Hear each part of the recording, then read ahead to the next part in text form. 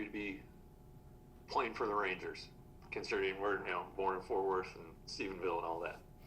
Yeah, I mean this is a cool thing for me. I've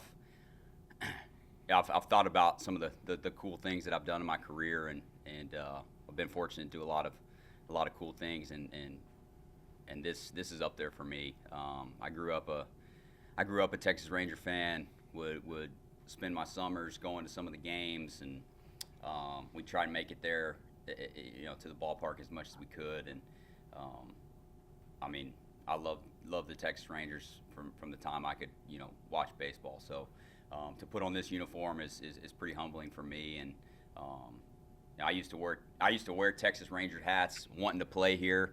And then my wife just sent me a picture of my son in a Texas Ranger hat. So that was pretty special for me to see. But just a cool opportunity.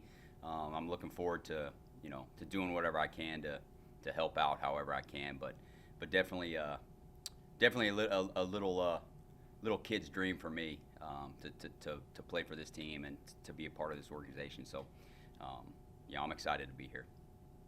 Yeah, you talked about the opportunity. How are you looking at the opportunity?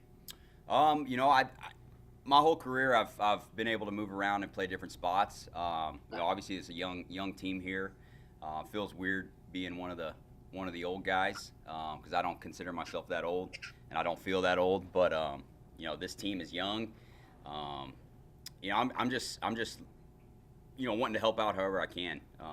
If that's playing different positions, if that's helping some of the younger guys, if that's whatever it may be. But I still consider myself a good baseball player, and I'm looking forward to the opportunity to show in that. But just excited to be here, part of this group, and it's been a smooth transition so far. A lot of good people that I've had the opportunity to meet. The guys seem great, staff is great, so it should be good.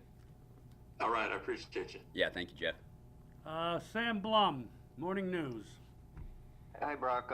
Just to kind of go off the kind of that first question, how did the opportunity kind of come about? And during the off season, were you kind of expecting it? Were you hoping for it? Just kind of what was the process like? Well, yeah, I mean the Rangers showed interest early on, and I had some interest from other teams, and whenever the Rangers did show interest, it was something that I was excited about. Just being that I'm from Texas, family's still there. We actually have a house close by in the Dallas-Fort Worth area, so all the stars kind of aligned, and was kind of hoping something would work out, and it ended up happening later on.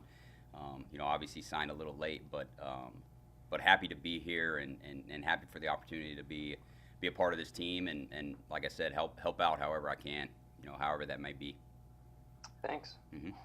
We'll go to Levi Weaver of The Athletic. Hey, Brock. So I'm curious, when you were growing up going to games, who were the guys that you used to watch that you would be Man. might be rooting for? Yeah, I mean I could sit here and talk about all of them. Rusty Greer was a big one for me. I remember I wore number 29 in Little League All Stars one time because Rusty Greer, Will Clark, Juan Gonzalez, Pudge. I played infield, played shortstop, so all the shortstops, Kevin Elster, Royce Clayton. I loved, more recently, one of my favorite players of all time watching growing up was Michael Young. So I'm looking forward to the opportunity to meeting him. I got Mike Napoli to get me a jersey signed by him, so I've got a Michael Young jersey hanging up on my wall. But just been a huge Rangers fan. Me and my dad we went to the Kenny Rogers perfect game. We were there for that. So just a huge Rangers fan, man. I was a baseball fan, and just being where I was from, always watched the Rangers, and was a big fan of all the guys, watching them, when I was growing up. So I mean, I could name probably 100 more, but those are the ones that kind of come to my head right off the top. Outstanding. It's always fun to remember some guys. And as far as like you touched on this a little bit, but as far as like a path to making the team, has whether it be the coaching staff, front office, anybody kind of given you a clear, like, hey, here's what's available, here's what we need you to do, or are you kind of just sort of assessing the landscape and reading a room a little bit? Yeah, I mean, I think a little bit of both. I mean, I've had some good conversations with Woody. I think opportunity is there. Um, and I think the kind of the main point of this camp is competition.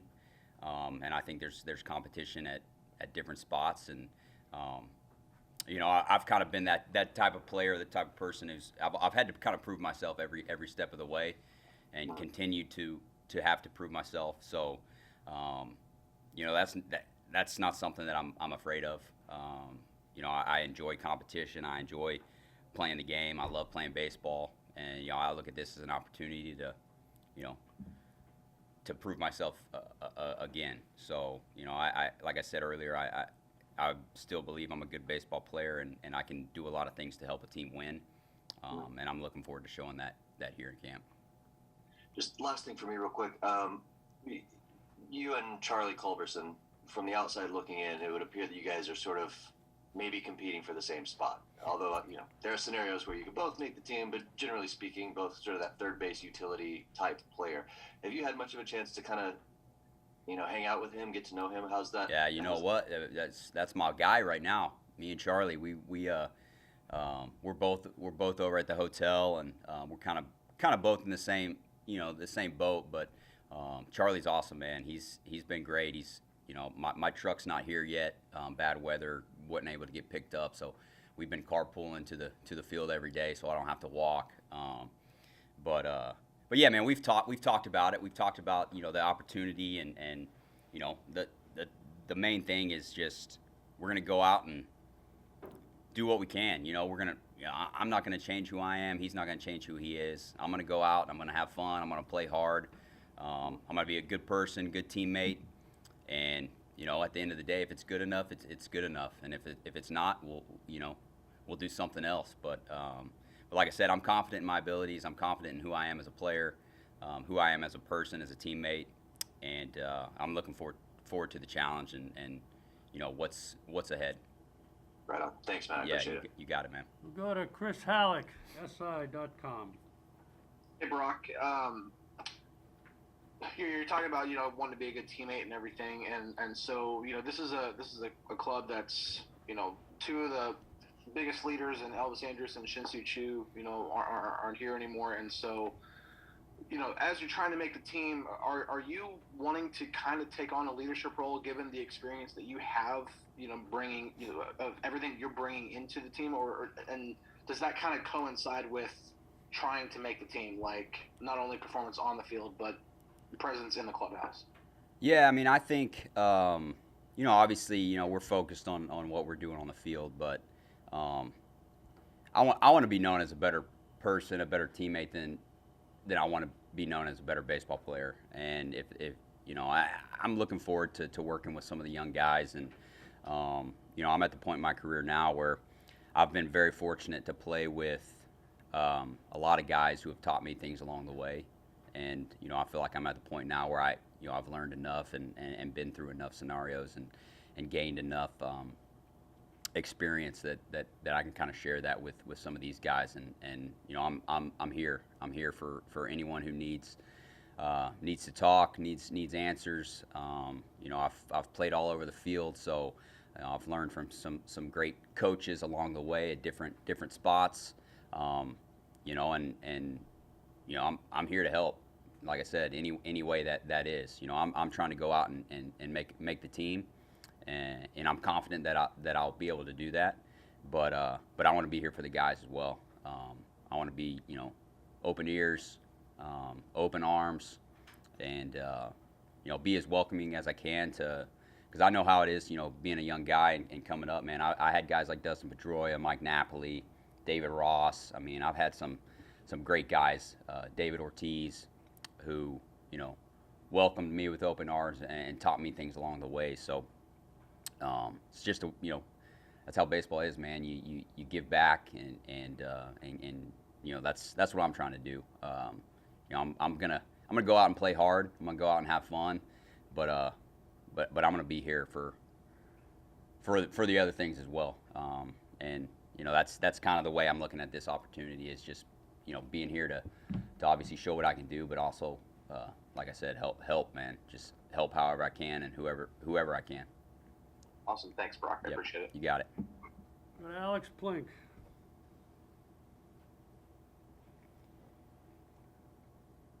Alex? Yep.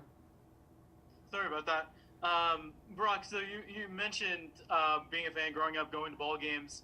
I'm sure you had to endure a lot of heat as a fan, and then, of course, playing with the Red Sox, being a visitor. So now home games are shifted over to a roof. How are you feeling about the new ballpark?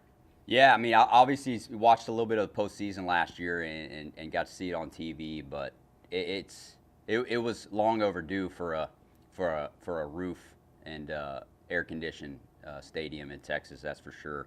I've sweated through a lot of shirts and shorts and stuff and going to games there in the summer, and I think we came to Texas maybe a couple years ago and played there in July or something, and or 19, I think we had a day game there, and it gets steamy, and I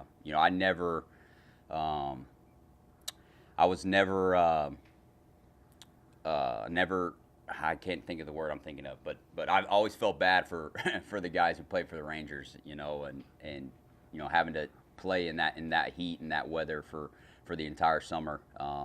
And I mean, it takes a toll on you, man. Like playing in that stuff every day. So I've heard nothing but good things about the new ballpark. I'm looking forward to seeing it. I've heard it's state of the art, top of the line. Facilities are great. So like I said, long overdue for a roof and some comfortable weather there for sure. Thanks, Brock. Yeah, you got it. Good time for two more. We'll go to Evan Grant. Hey Brock, you mentioned that Napoli got you a Michael Young jersey, and you played with Napoli for I think 3 years in Boston, right? Yeah. And Mike's reputation here, and I think around the game, kind of precedes him as that great teammate kind of guy. You went through a bunch of Red Sox legends. I'm just wondering if there's anything in particular that you kind of got from your time around Napoli. Yeah, I mean, like you said, great teammate. Obviously a winner. Everywhere he went, seemed like the team was in the hunt. The team was winning. He knows how to win. He's a gamer. He posts up. He wants to be in there every day. He works hard. And those are some of the things that I got from him. And with Nap in particular, he was so welcoming. As a young guy, he'd already made a name for himself. He didn't have to take me under his wing, but he did. And he wasn't the only one in Boston, man.